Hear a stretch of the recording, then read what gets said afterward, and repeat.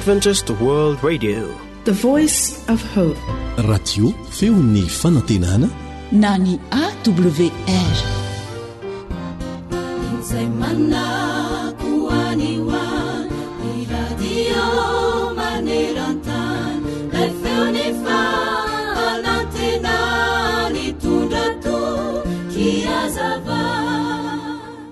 Izao no nosoratan'ny mpanoratra iray, efa mba hananontany an'Andriamanitra ve ny ao ny amin'izay rehetra hataony?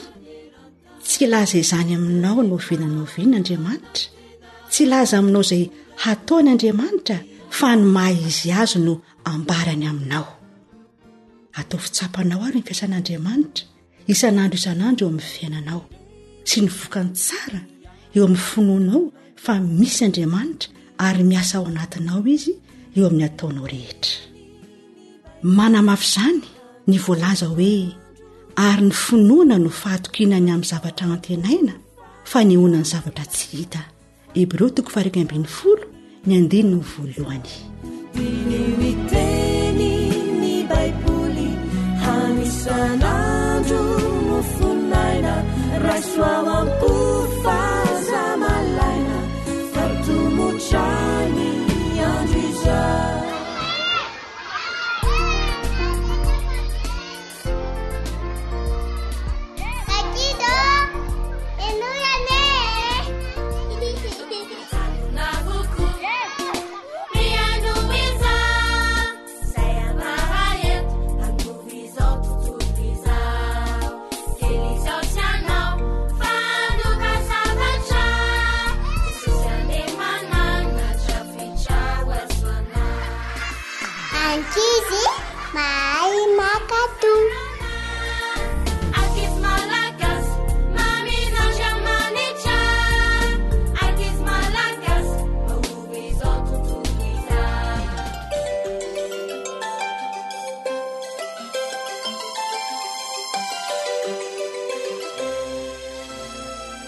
Ny araba ny tiany manirana ny nosy, mirary fahasalamana feno ho antsika ampitandreny ny feon'ny fanantenana.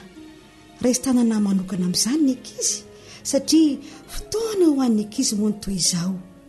Misy tantara iray ito izay andraisantsika lesona mahasoa koa mianofinaritra.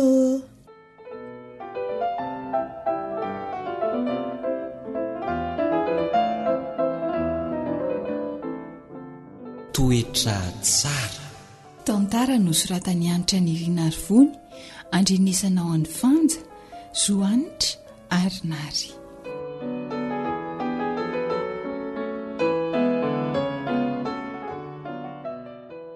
Saveriny tsy mety mahay asa marika mihitsy a. Le mikajokajy mihitsy ny tsy mety ako e. Dia ahoana izany ny tokony atao ry Miray? Tsy hifindra kilasy mihitsy ange izany ianao raha azoko tsara. Anisan'ny azonao noty tsara ihany ny taranja sasany fa tsy ampy raha toa ka aotra ny noty azonao amin'ny kajy ka. Le madamanay koa ngeriny teneniko hoe mba ampianaro mitokana dia tsy manam-potoana hono izy e. Fa anontaniana fotsiny hono dia izay andro izay tsy mazava ny anontaniana. Nefa zarery mihitsy reneny ny tiako hanazavany azy manokana. Ka maninona raha ny namanao indray no asaina mampianatra anao e? Mety ho tsara koa ne izay e? Sa ahoana? Inona kosa ny ainy ankizy mitovy amiko a? Tsy mino aloha e. Mba andramo ihany ry Miray a. Afaka mampianatra anao tsara ny namanao raha miteny aminy ianao e. Fantatro izao fa iniry indray izay namako teneniny izay e. Ka izy ange mahay kajy e. Mahay kajy tsara izy. Inona ny olana? Io ianao tsy minomino mbola hita loza indray andro any fa ataovy.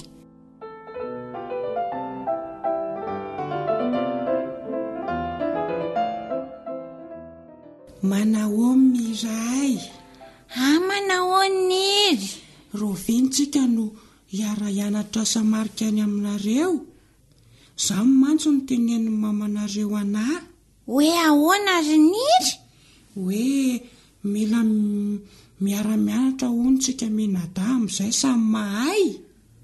Fangatsy mahay koa ianao nefa iango tany am-pianarana ary fa 18/20 noty azonao tamin'ny fanadinana akajoko. Ka ny 20/20 eny tena noty tsara indrindra ary miray e. Mbola mila mianatra zany ary sika menada miaraka mianatra. Ay eny ary e. Noty azoko ary 6/20ko. Dia rapito zany. Tonga ny antranonareo aho zany amin'ny 3 ora tolakandro a. Zany a, zay fa velomy miray. Eny ary.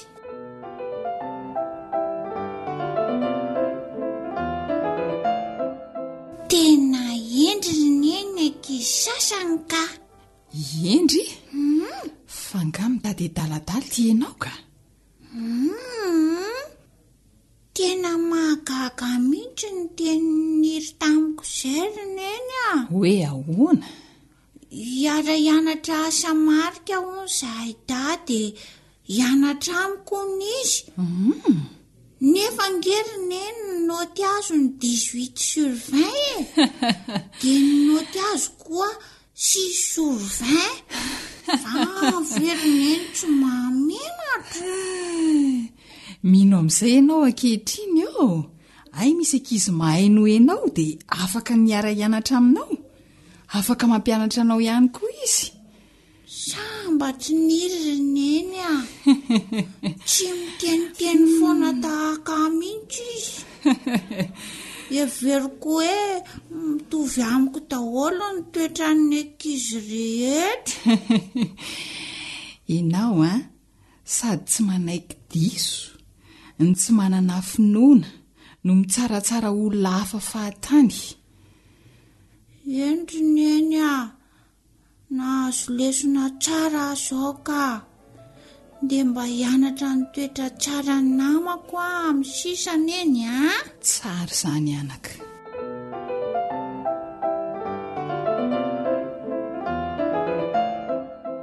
Ny ankizy kely anankiroa izay mpinamana dia tsy voatery hoe hifanaraka na hifampianatra amin'ny zavatra ratsy hatrany, fa tena azo atao dia azo atao mihitsy ny miara-mianatra ny toetra tsara.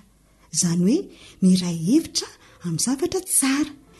Andramo ange fa ho hitanao ny vokatra tsara avy amin'izany hoe mifampianatra sy mandray lesona avy amin'ny zavatra tsara izany. Veloma ho manaraka indray a.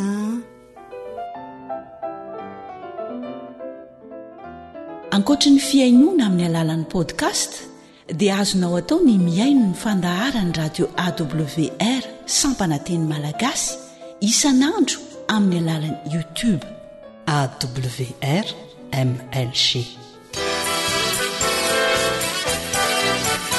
AWR manolotra ho anao Feo ny fanantenana.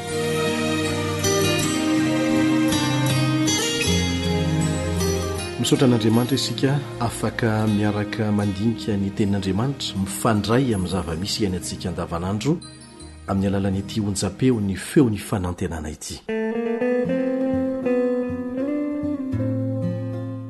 Toko sy andiny anankiray no vakitsika ety am-panomboana.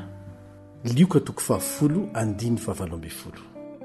Lioka toko 10:7 izay mivaky tahaka an'izao. Zao nahita ny Satana latsaka avy tany an-danitra tahaka ny varatra.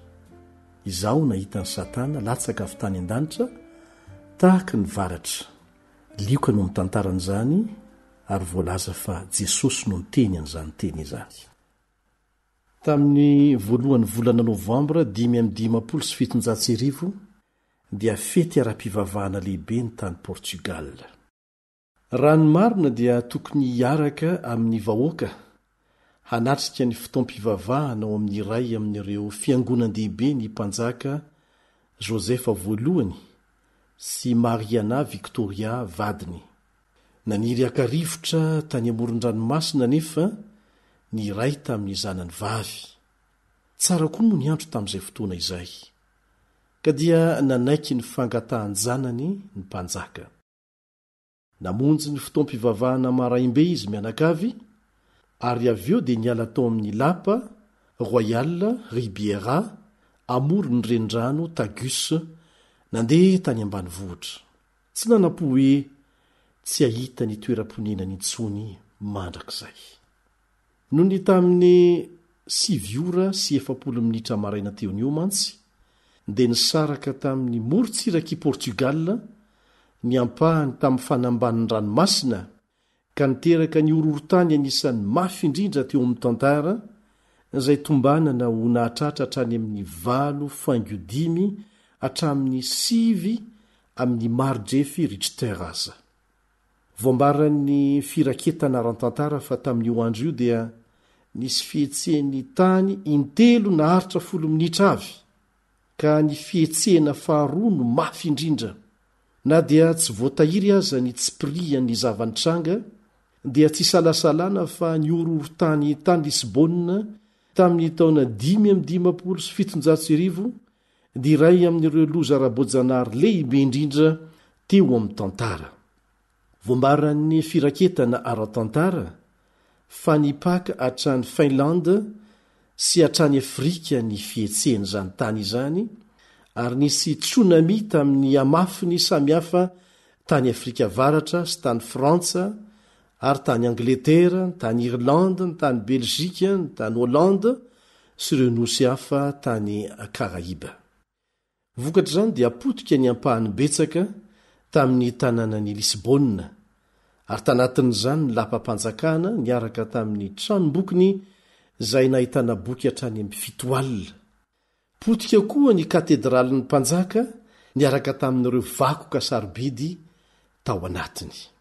Nirodana ny fiangonana, olona narivo ny maty, trano anjatony no ravana simba ary niazakazaka nitady fialofana ireo olona sisa velona. Tangorona teny amin'ny seranatsambo izay tsy nahina isy trano enjera ny maro. Teny izy ireo dia nahatazana ny rano ny sintaka nanalavitra ny morontsiraka ka hitany ariary ireo sisa tavela tamin'ny sambo rendrika. Tsy fantatra izy ireo ny loza nananotanina ka maro ny azakazaka ny karokarena tao anatin'ireo sambo rendrika ireo rehefa nisintona ny rano. Tsy fantatry ny olona fa ilay ororotany dia narahana tsunami 3 ny fanesy. Voalohany aloha dia nisintaka ny akandrefana ny rano ka ritra ny morontsiraka. Minitra vitsy avy eo anefa dia nisy tsunami nahatratratra any amin'ny 7 metatra ny avony nandifotra ny sisy ny tanàna rehefa niverina ny rano ary nandrava ireo trano mbola niangana teny akaiky ny morontsiraka. Potika ny seranatsambo sy ny sambo rehetra izay niantsona tao ary olona narivony izay tsy maty tamin'ilay ororotany no namoy ny ainy vokatr'ireo tsunami. Matsiravina ny zavatra niseho kanefa mbola tsy tapitra hatreo ny loza. Maro ireo olona izay nandao ny toeram-ponena ny tao anatin'ny fikoropahana ka adinon'izy ireo ny namony ny afo izay nandrona sakafo ary be deaibe koa ireo laboziny rehetra isam-piangonana noho ny fety. Tsy ela dia nanompoka ny paritaka nanerana ny tanàna ny afo, nampiana ireo mpangalatra izay nanararoatra nanafina ny asa ratsiny. Rotiky ny afo izay sisa tsy potiky ny ororotany sy ny tsunami. Ny rehetra tsy azo natao ninona ny afo nandritry ny 5 na 9 misesy mihitsy mahay tanteraka ny hopitaly Royal Hospital of All Saints ary marary anjatony no maty tamin'izany. After somantsara ny fianakavian'ny mpanjaka kanefa ny mpanjaka Joseph voalohany dia tsy nanaiky-petraka anaty trano misy rindrina itsony. Nafindra tao amin'ny trano lay iray lehibe ny lapa-panjakana izay nonenina ny mpanjaka mandra-pahafatiny. Lisbonina no tanàna faefatra tamin'ny alehibeny tany Eropa talohan'ny nahatongava ny ororotany matsiravina io.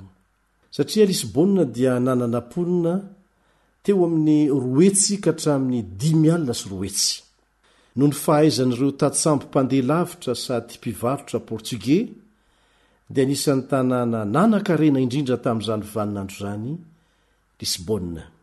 Kanefa nanova ny zavadrehetra ilay horohorotany. Vokatry ilay horohorotany niaraka tamin'ireo tsunami sy ny afo dia olona 3 alina ka hatramin'ny 4 alina no maty. Ary 570 ka hatrany amin'ny 580 ny tanàna no rava tanteraka. Very ary tsy tafaverina intsony ny ampahany betsaka tamin'ny tanjaka ara-politika sy ara-toekarena nananany Portugal nanomboka hatreo. Kanefa koa ary anisan'ny zava-dehibe ho antsika ny mahafantatra izany dia ity: io zavatra nitranga io dia nanamarika kion-dalana anankiray teo amin'ny fomba fisainan'ny olona. Talohan'ity horohorotany goavana ity mantsy dia nanana fomba fijery ny kendry fenitra ambony teo amin'ny fivavahana sy momba n'izao tontolo izao ny olona tany Eoropa. Ny sasany tamin'ireo filozofa Eoropeanina moa dia nihevitra fa izao tontolo izao dia arak'izay namoronan'Andriamanitra azy, izany hoe ny tontolo tsara indrindra azo eritreretina. Misy ireo mpandalina sasany nanana fisalasalana ihany.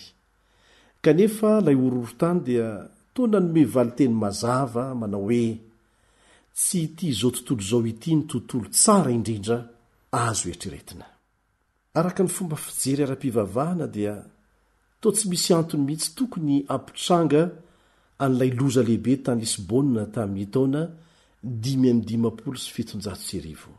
Nisy ireo mpitondra fivavahana nanambara fa iny horohorotany iny dia endrika famaizan'Andriamanitra ny tanàna ny Lisbonne. Kanefa izany dia novalian'ny sasany hoe ny tanàna izay nahitana mpivarotena, zava-mahadomelona sy toka isaky ny elakelatrano dia zara raha misy fahasimbana. Fa ny akamaroan'ireo katedraly sy fiangonana lehibe dia rava avokoa. Zany dia tsy mifanaraka loatra amin'ilay fiheverana hoe nanao famaizan'Andriamanitra. Zany no famakafakana tao anatin'iny loza matsiraviny. Nanomboka nikaroka fomba hafa hoenti mahatakatra ny tontolo iainany ny olombelona hatreo. Niteraka fiovana lehibe teo amin'ny fomba fisainana Eoropeanina iny horohorotany goavana tany Lisbonne iny. Nanomboka noraisin'ny olona ho toy ny vokatry ny herin'ny natiora ny loza fa tsy fitsaran'Andriamanitra. Toa lavitra sy tsy mandray anjara amin'ny fiainan'ny olombelona Andriamanitra ho izy ireo, ary ireo paisiansa aza dia nanomboka ny rona kokoa ho amin'ny fikarohana fanazavana araka ny natiora manoloana ny horohorotany, ny tafiotra, ny tondra-drano sy ireo loza hafa. Mety ho tsy niaina zavatra mampivarahontsana tahaka an'izay niseho tany Lisbonne isika. Kanefa misy zavatra anankiray iombona ny fiainantsika rehetra. Misy ny zavatra tsy hitranga. Tsy tany Lisbonne ihany fa maneran-tany.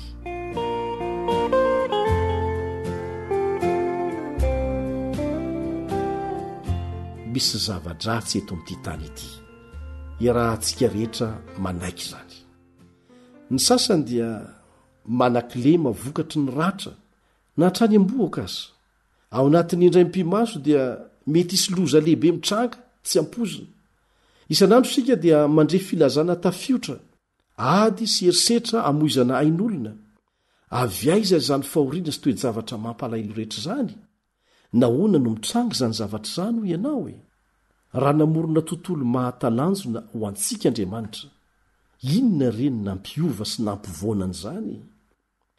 Ny bokin'ny Joba dia manambara tantaran'olona anankiray nanankarena be sady tia vavaka, izay nantsoina hoe Joba. Manambady izy mananjanaka lahy 7 sy zanaka vavy 3. Nanana biby fiompy betsaka toy ny omby, apondra, rameva sy andian'ondry izy. Nanompo an'Andriamanitra tamin'ny pahatokiana izy ary nanana rena betsaka sady sambatra. Kanefa avy eo dia nifindra ho amin'ny toerana tsy mahazatra loatra ny tantara, ao amin'ny lapan'Andriamanitra. Tao no niseho ny toe-javatra. Nisy fivoriana niseho tao amin'izany lapan'Andriamanitra izany. Nivory ireo zanak'Andriamanitra rehetra, ary mba tonga teo koa lay fahavalo na tsy zanak'Andriamanitra azy izy. lay favalo izay araka ny anarana mahazatra iantsona azy dia satana izany. Tamin'ny fotoana io satana, araka ny voatantara ao amin'ny baiboly, dia avy ny riria teny anivon'ireo zanak'Andriamanitra eto an-tany. Dia izao ny fanontaniana napetrak'Andriamanitra tamin'ny satana. Efa nandinika ny Joba mpanompoko va ianao? Olo marina izy ary manaradia ahy ampahatokiana. Dia nisento satana rehefa nandrian'izany. Dia izao ny valiteny nomeny, tsy mahagaga raha mahatoky izy, mahatoky amin'ny fanarahana anao, satria nahoana nomenao azy avokoa ny zavatra rehetra mety iriny, ary narovanao tamin'ny ratsy rehetra izy. Ka izao hoe esory aminy ani ny areny rehetra, dia ho hitanao fa hanozonanao azy izy. Eny ary, hoy Andriamanitra, andeha ho jerentsika raha marina ny teninao hoe, ataovy izay rehetra tianao atao amin'ny Joba, homena lalana ianao, fa ny ainy, ny tenany no tsy azonao kasihana. Dia nitranga tokoa izany, nalefa ny satana ny fanesesy ny loza isan-karazany, lasa ny mpangalatra ny omby sy ny apondra ary ny rameva ny Joba. Nisy afo avy any an-danitra nandevona ny andian'ondry. Avy eo dia nisy tafiotra ny anjera tamin'ny tranony, ka maty tao avokoa ny zanany. Tao anatin'ny ray andro dia foana ny zavatra rehetra mamy ny fony Joba. Fantaniana mipetraka manaraka dia izao, nanometsiny an'Andriamanitra ve Joba rehefa nitranga izany loza lehibe rehetra izany? Ny valiny dia tsotra. Tsia, tsy nanometsiny an'Andriamanitra Joba. No aratany Joba ny lohany, no triary ny fitafiany. Dia izao no nambarany, ary voarakitra ao amin'ny bokin'ny Joba izany, Joba 1:1-20. Joba 1:1-20 izay mivaky tahaka an'izao: Jehovah nanome, Jehovah nanaisotra, isaorana ny mianaran'i Jehovah. Jehovah nanome, Jehovah nanaisotra, isaorana ny mianaran'i Jehovah. Tamin'izay fotoana izay dia nanontanian'Andriamanitra satana ny amin'ny fahatokian'i Joba. Dia hoy satana, ny olombelona dia hanao izay rehetra tianao raha mbola rovanao ny fahasalamany. Esory aminy anie izany raha tsy hanozonanao azy izy. Dia neken'Andriamanitra indray ilay fisedrana, ataovy amin'ny tenany izay rehetra tianao, fa ny ainy no aza esorina. Dia nampiariny satana tamin'i Joba ny vairatsy, hatrany an-dohany ka hatrany am-paladiany. Raha nipetraka tao anatin'ny laveniny Joba ho fanehoan'ny alahelony, dia miaotra ny vainy amin'ny vaky mbola ny tanymanga ny nataony. Dia hoy ny vadiny, inona koa no mbola mety hitranga aminao e? Hozony Andriamanitra ka aoko ho faty ianao. Valiteny nomeny Joba dia izao, tsia, noa ny soa ihany va no raisintsika avy amin'Andriamanitra fa tsy ny ratsy koa. Dia nandeha Joba nanatona ny namany, izay niezaka nankahery azy tamin'ny voalohany. Avy eo dia niezaka handresy lahatra azy, fa nanota sy nanao ratsy tamin'Andriamanitra izy. Raha tsy izany nahoana izy no hiara-ny famaizana mafy tahaka an'izao? Kanefa tsy nekeny Joba koa izany. Tsy nanao ratsy aho izy, kanefa nanenina ny amin'ny fahavelomana izy, ary nitalao tamin'Andriamanitra ny mba hanazavany ny antony zavatra rehetra niatra taminy. Rehefa niteny tamin'i Joba Andriamanitra no ny farany, dia tao anatiny tafio-drivotra. Zao ny tenin'i Jehovah: taiza ary ianao fony ao nanorona ny tany?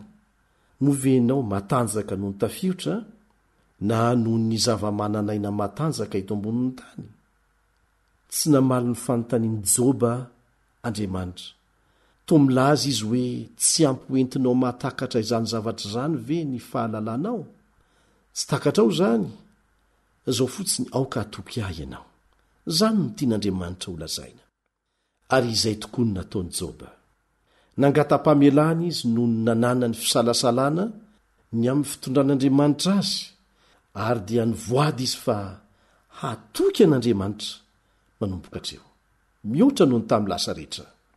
Fiafaran'ny tantara dia ahitantsika ny fiverenana ny fitahian'Andriamanitra teo amin'ny Joba, ary mihoatra noho izay rehetra nanana ny tany aloha no nomen'Andriamanitra azy. Nahazo ankohonana sy zanaka vaovao izy, ary ela velona tokoa ka nahita atramony zafiafiny. Eny tsy mandainga Andriamanitra. Nahoana ny misy zava-dratsy miseho eo amin'ny tontolo izay noforon'Andriamanitra ho isika. Ny tantaran'i Joba dia ahafahantsika mahita zavatra maro, mahita valiny mazava. Voalohany dia izao, tsy Andriamanitra no mahatonga ny loza sy ny fahoriana mianjady amintsika, fa Satana. Faharoa, misy toe-javatra miseho ao ambadiky ny sehatra izao tontolo izao izay eny antsika, toe-javatra izay tsy hita ny masontsika kanefa mifehy ny zava-misy rehetra. Ary fahatelo, ny zava-mitranga sasany dia tsy hain'olombelona takarina na hazavaina. Tsy maintsy anterantsika manontolo amin'Andriamanitra ny fahalalana an'izany.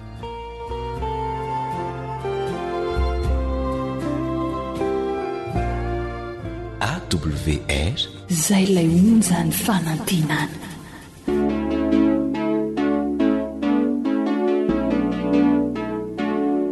Tanora mandray andraikitra mitondra fanantenana.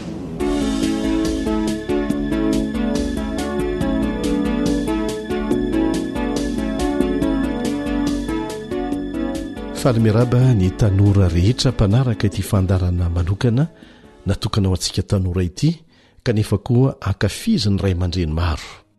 Miaraka aminao ny zokinao Elion Andriamitanso.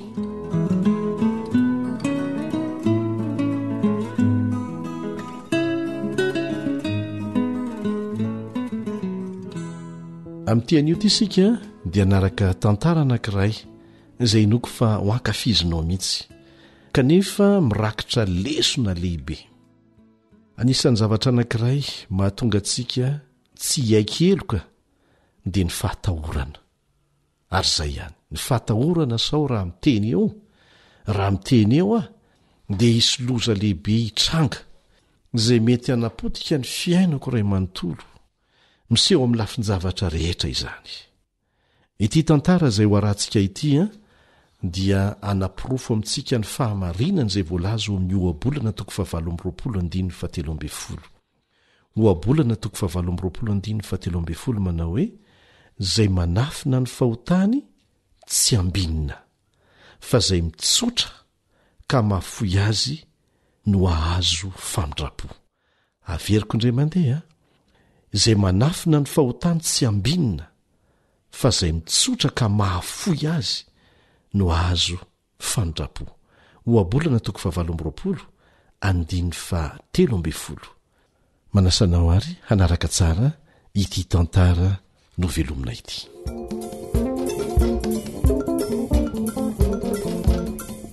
Afaka tantara narindra ny fanjaniaina, andrenesanao any Salma, Naritiana ary fanjaniaina.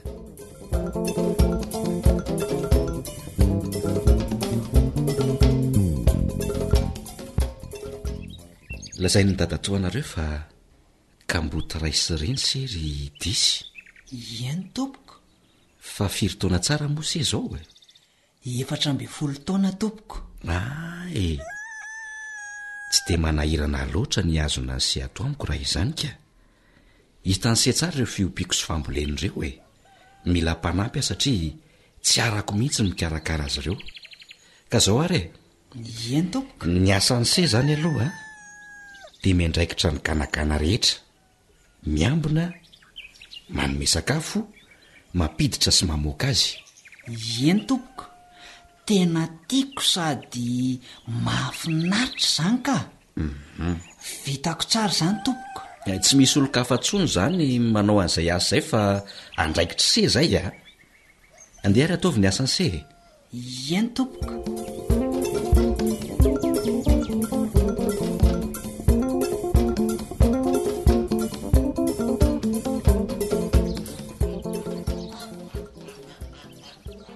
Azo atao hoe tsotra ihany aloha ny asako amin'ilay miandry ganagany, tsy atao himason'ny patron. Za zao avy ninambary ny gany re tsy matoritory daholo fa efa voky dia mitanin'andro. aleo aloha jerena kely ihany eto ihany no hitazanako azy reo daholo izy rehetrarehetra ka ary maninona moa raha mba milalao an-trano-tady iza re zao ndeha ho torahako an'ity iny hoaizy ny ganiny ary tsara tare izy zany otry fa hoaizy ary iny no naningana tsy niaraka amin'ny namany aleo ranga ho tairiko amin'itya hoay tena voatorako le ganagana marina lozy ty maty le gana vavy tsara tare ahoana zao no lazain'ny patron ho faizonve zao zasa oroany de aiza ny tany aliako raha voaroaka nefa fa nisy nahita ve aloha za teo eto amanodidina aloha tsisy olona ka tsisy oetiko ainga ny ery anaty ala ery ty de alevoko eny ranga aleo ahaka angady malaky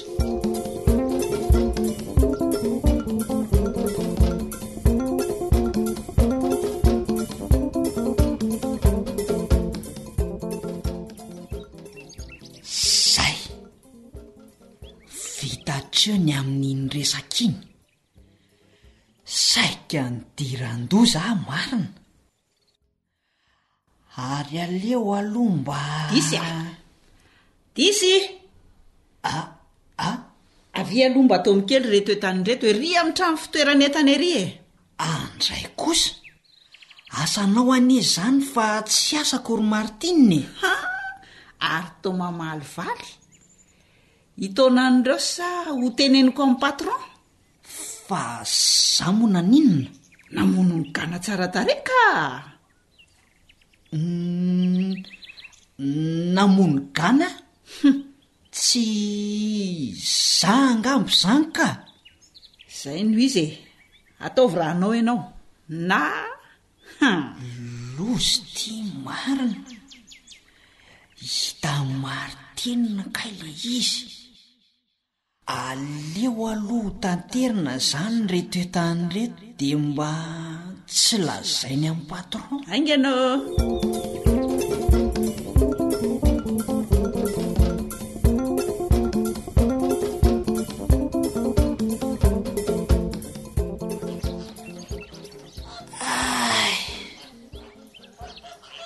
atoritory kely aloha fa anyganagany re tsy endry tsara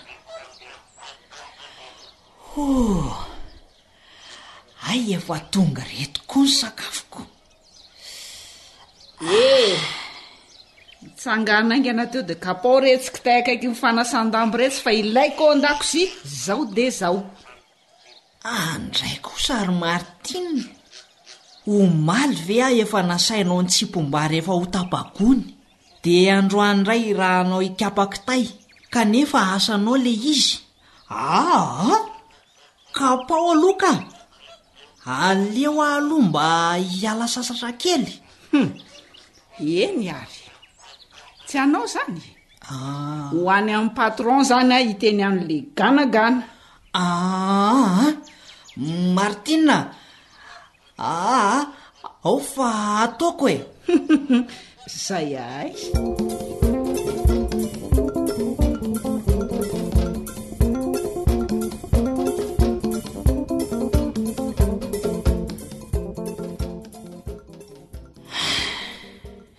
isan'andro vaky zao ty hiraka mpanaova Martine ty androany kosa mba afaka mitaingina soavaly miaraka amin'ny mpiara-miasa ka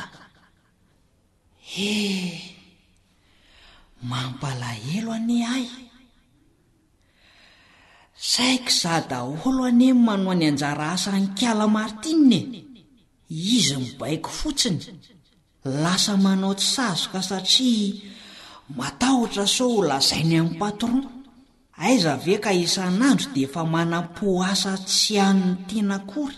Disy a disy ndray ary izy ahoana izay e. mila anao hanampy azy zao dia izao hanadio ny fitehirizan-tsakafontsika. Tompoko vavy eo, ahoana e? mba avelao re aho hitsangatsangana miaraka amin'ny mpiara-miasa hafa e. Sady efa niera tamin'ny patron anie ahy e. Ha, tsy rarahako izany fa mila olona azy ao e. Na anampy na ho lazaiko ny marina, anga mihevitra raha disy be fa adiniko le ganagana. Ieny ary zay ahy dia tsy ny rarahiny akory ny fangatahako. Anampy azy ndray izany mijaly loatra ka. Inona re no ataoko hoe manararoatra loatra Martina, aza manody ny mahazo ahy. Reraka loatra fa ny tena asako indray tia mila tsy ho vitako tsony. Inona re no ataoko hoe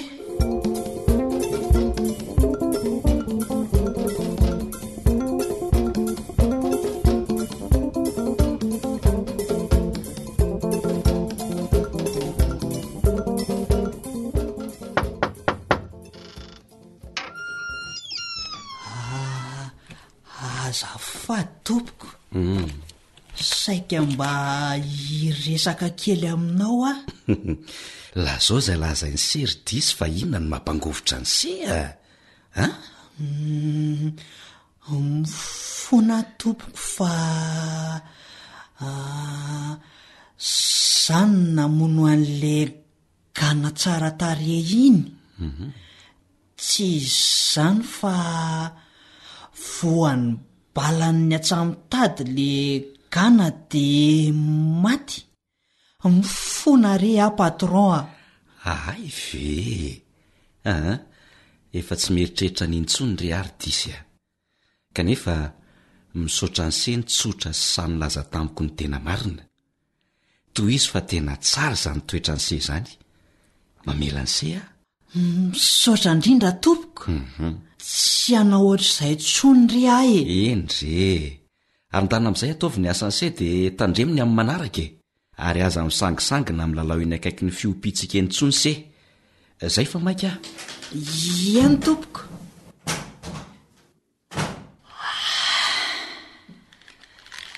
Afaka. Tena afaka. Maivana zao. Raha mba ny fona meloma antsy aho dia tsy azo ny kala Martina nararotina ohatr'izay. Zao ny sinda ny ady saiko nampijaly ary efa ny fona. Sady miada-po aho izay voavela eloka.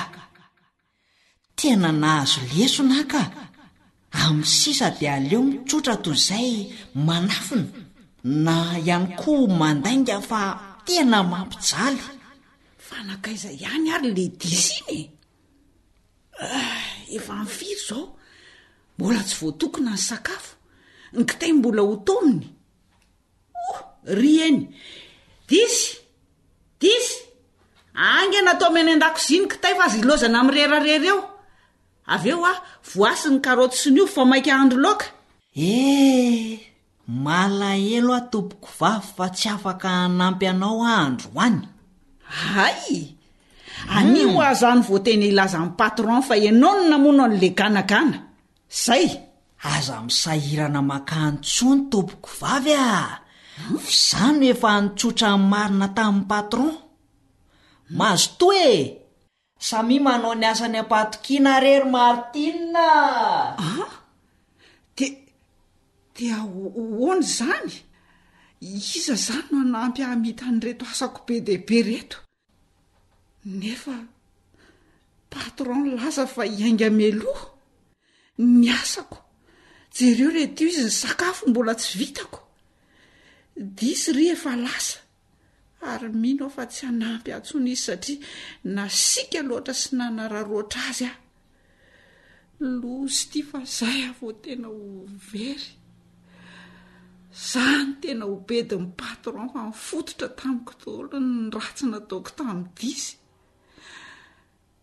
indrisy lozako natorotorona na tena ny disy nefa indrisy.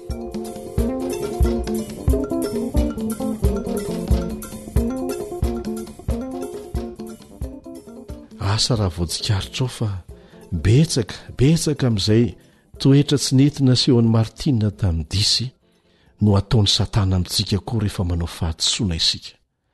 Ny asan'ny Satana ange isan'andro dia ny manao izay atonga antsika ho latsaka amin'ny fahatsoany, dia aorianan'izay dia izy ihany ny mandatsa antsika ary tsy vitany mandatsa antsika fa tahaka ny nataon'ny Martina teo andevozony sika, andevozony ao anatin'ny tahotra. Ny Baiboly dia milaza fa mpiapanga Satana, izy ihany ny manao izay alavo anao dia izy ihany ny miapanga anao.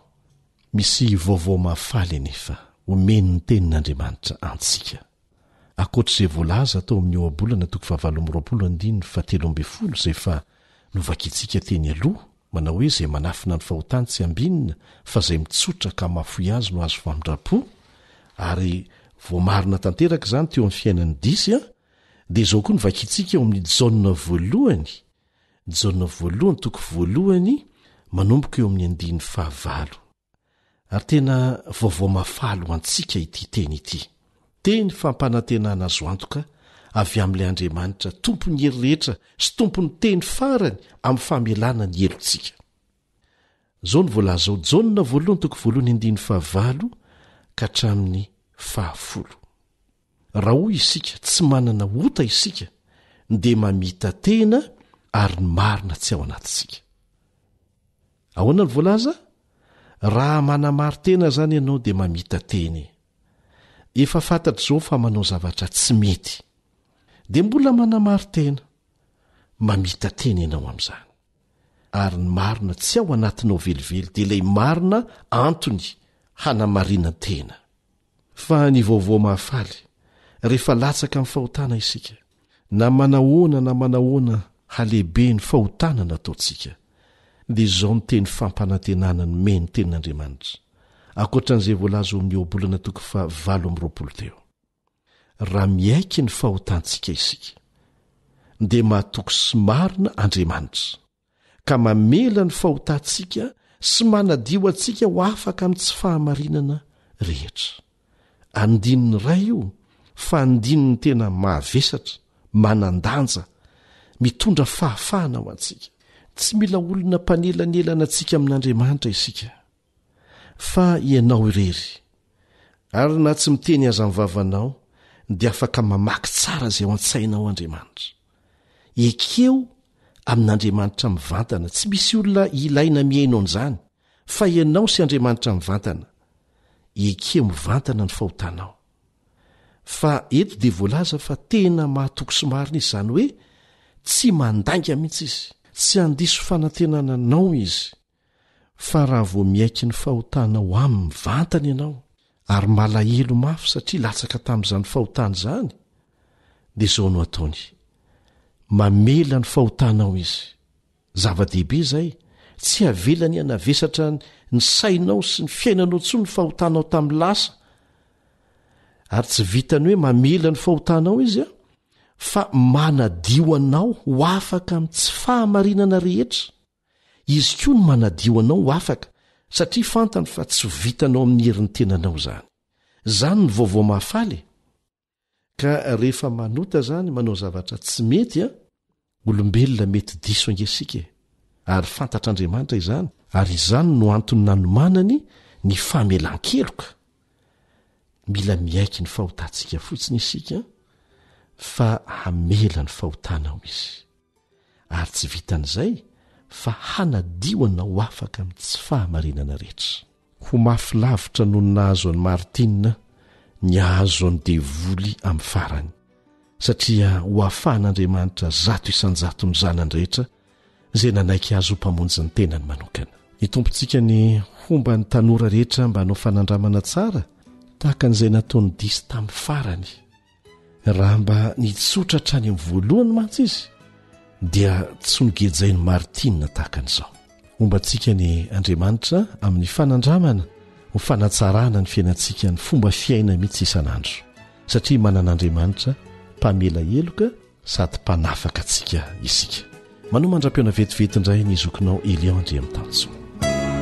AWR téléphone 034 06 797 62.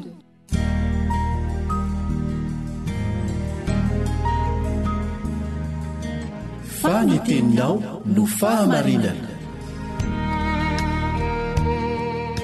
Taridalana manokana fianarana baiboly avoaka ny Fiangonana Adventista maneran-tany. Iarahanao amin'ny radio feo ny fanantenana.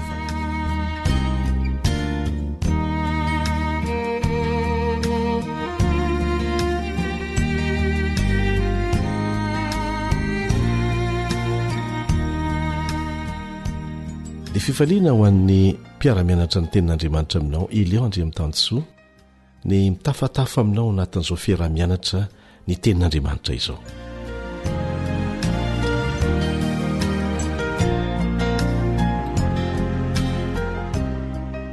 Mitohy-hatrany ny fandraisantsika lesona mahakasika izay voalaza ao amin'ny Genesis toko 1 sy ny Genesis toko 2, mifantoka indrindra amin'ny namoronan'Andriamanitra izao tontolo izao sy namoronana antsika olombelona. Milohan'izany anefa dia fifalianao ny mamerimberina etona, satria misy amintsika manontany hatrany ny fomba ahazahoana ny fandaharana vokarin'ny radio Adventiste Raisa-pirenena amin'ny teny pirenena 30 ao anatin'izay ny teny malagasy. Eo aloha zany ny fianona amin'ny alalan'ny podcast. Ny mampiavaka ny fandaran'ny radio AWR maneran-tany moa dia voatahiry ary azonao averimberina sy alaina ny fandarana rehetra. Zay mampiavaka azy. Tsy mitovy amin'ny radio live streaming zany mandeha le izy mandeha amin'ny alalan'ny internet, kanefa rehefa lasa dia tsy azonao alaina mihitsy, tsy azonao averina. Fa ny fandarantsika satria fandarana mikendry fanabiazana amin'ny maha-olona ny olona manontolo mihitsy, dia natao averimberina izany.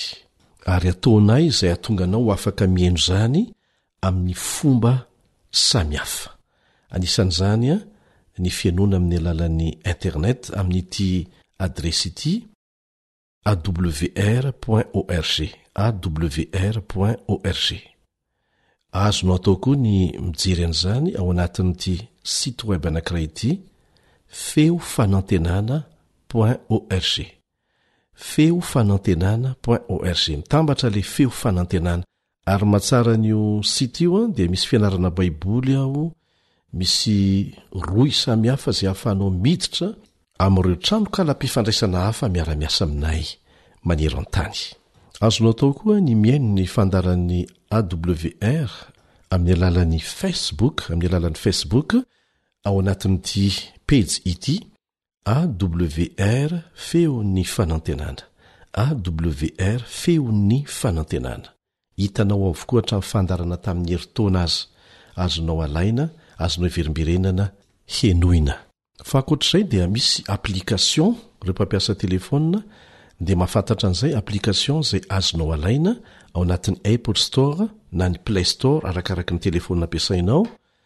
Ity application ity AWR 360 AWR 700 karoy ao anatin'ny Play Store na ny Apple Store, dia ampidiro anaty telefoninanao na ao anaty ordinateuranao, dia azonao atao ny mahita fijoroano vavolombelona be deaibe. Anisan'izay ny taty Madagasikara misy video fianarana tenin'Andriamanitra be deaibe koa ao ary misy audio ny fandaran'ny AWR rehetra ao anatin'izay ny teny malagasy, dia azonao enonao ihany koa.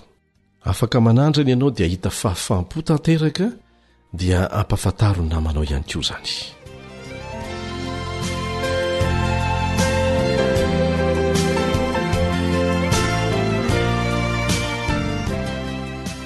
Eny ary izay no ela fa amin'ity anio ity isika dia hianatra mikasika ny famoronana ny olombelona. ny rahantsika nianatra teto fa ny olombelona no ny fironon'andriamanitra farany efa vita avokoa izay rehetra mety ilain'ny olombelona amin'ny hatsarahany feno izay andriamanitra vao namorona antsika olombelona. Ny olombelona ny faratampony amin'ny voary rehetra eto tany ary mihoatra noho izany dia nataon'andriamanitra ho mpanjaka ny zavaboary ny olombelona. Zao ny vakitsika eo amin'ny Genesis 1:5-20. Genesis 1:5-20. Ary Andriamanitra nanao hoe andeha isika hamorona olona tahaka ny endritsika araka ny tarehintsika ajantsika eo aloha. Eto zany dia maneho an'Andriamanitra telo zay iray zay niaraka ny hevitra ny hamoronana antsika olombelona. Andeha isika hamorona olona tahaka ny endritsika araka ny tarehintsika. Dia toizantsika ny vakiteny ary aoka izy hanjaka amin'ny hazan-drano amin'ny ranomasina sy ny voromanidina sy ny biby fiompy sy ny tany rehetra ary ny biby rehetra izay mandadina mikisaka amin'ny tany. Ary Andriamanitra nahary ny olona tahaka ny endriny, verina mandeha indray izay tahaka ny endrik'Andriamanitra ny namoronany azy, miverina fantelo izay lahy sy vavy namoronany azy. Misy dikan'izany famerimberenana izany. Mahavoasazy zany rehefa manoratra lahatsoratra atao an-tsoratra ny ampianarana, saingy ny ten'Andriamanitra dia mampianatra fa ny famerimberenana dia ilaina amin'ny fanabeazana. 9 Andriamanitra nitsodrana azy hoe marofara sy mihabetsaha ary mameno ny tany ka manompanompo azy ary mantsaka amin'ny hazan-drano amin'ny ranomasina sy ny voromanidina ary ny biby rehetra izay mihetsiketsika ambonin'ny tany. Ary Andriamanitra nanao hoe indro efa nomeko anareo ny anana manitsamboa rehetra izay ambonin'ny tany rehetra ary ny hazo rehetra izay misy voa sady manitsamboa. Toizantsika amin'ny Genesis 2:7. Genesis 2:7. Ary vovotany namoronan'i Jehovahandriamanitra ny olona no fofony ny fofonaina mahavelona ny vavorony dia tonga olombelona izy.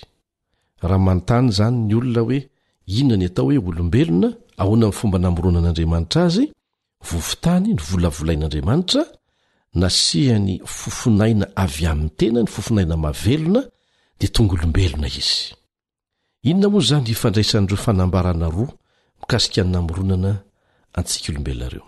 Anisan'ny fanambarana feno fahasahiana indrindra ao amin'ny Baiboly no hoe noforonon'Andriamanitra tahaka ny endriny ny olombelona. Ary ny olombelona irery ihany no ariana tahaka ny endrik'Andriamanitra. Ao amin'ny Genesis 1:5. Genesis 1:5 dia zao ny voalaza hoe nanao ny bibidia samy araka ny karazany avy Andriamanitra ary ny teny ane izy dia nisy ireny ny teny fotsiny izy dia nisy ireny fa ny olombelona dia ny volavolain'ny tanany dia nasiany fofonaina avy aminy ary no ariany tahaka ny endriny. Tena tomba mbidy ambony dia ambony zany. Nahary ny olona tahaka ny endriny izy. Hoy ny voalazan'ny vakiteny izay farentsika teo amin'ny Genesis 1:7. Verimberina ilay hoe tahaka ny endrik'Andriamanitra. Matetika io fitenenana io no ferantsika amin'ny lafi ny ara-panahy eo amin'ny toetran'olombelona ihany. Dia lazaina fa ny atao hoe endrik'Andriamanitra dia fanehoana fotsiny ny asa fitantanan'Andriamanitra antsika eo amin'ny fiainantsika na koa ny andraikitra ara-panahy misy amin'ny fifandraisantsika amin'Andriamanitra. Tsy diso zany kanefa tsy ampy. Lafin-javatra roa mantsy no resahana ao anatin'ireto teny roa ireto: endrika sy tarehy. Zay le hoe endrik'Andriamanitra, endrika sy tarehy, zay mitondra fanazavana ao amin'ny Genesis 1:4. Ny teny Hebreo hoe tselem, zay nadika hoe endrika, dia manambara n'ilay bika ny vatana azo tsapaitanana. Zay no heviny amin'ny dika teny fototra. Ary ny hoe demut kosa, zay nadika hoe tare, dia manondro ireo toetra tsy hita maso zay mitovy amin'ny an'Andriamanitra misy eo amintsika olombelona. Ka araka izany dia tokony ho azo amin'ny fahafenoana zany ny hevitry ny hoe endrik'Andriamanitra zay noraisina nadika avy amin'ny teny Hebreo araka ny fomba fijerin'ny Baiboly ny toetra ny olombelona.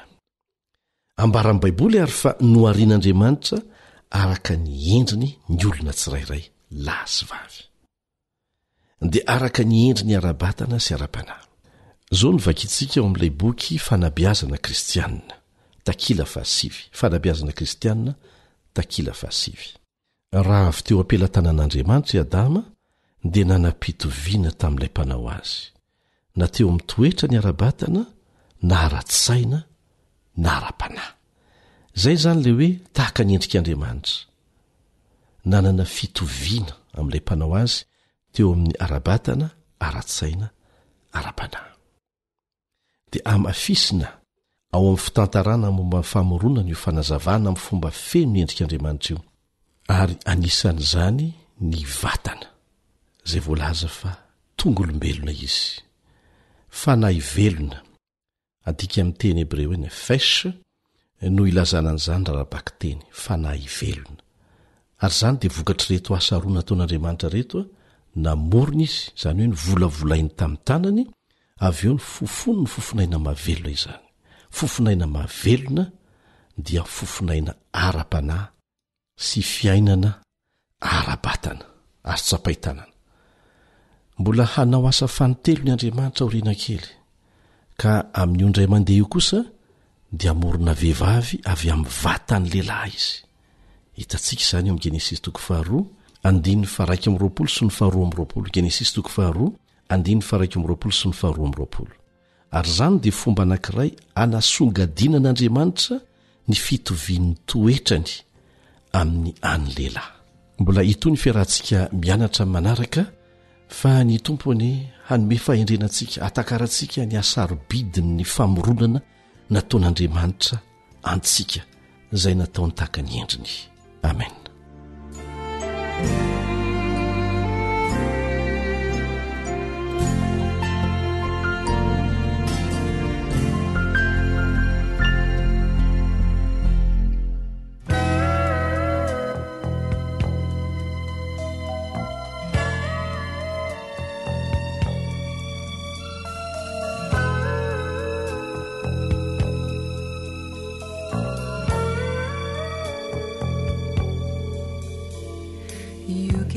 Time when no one gave me time of day. You looked deep inside while the rest of the world looked away. You smiled at me when there were just frowns everywhere. You gave me love when nobody gave me a prayer. That's why I call you Savior. That's why I call you friend. You touch my heart, you touch my soul, and help me start all over again. That's why I love you, Jesus. That's why I'll always care. You gave me love when nobody gave me a prayer. Do, do, do, do, do, do, do. You gave me laughter after I cried all my tears. You heard my dreams while the rest of the world closed.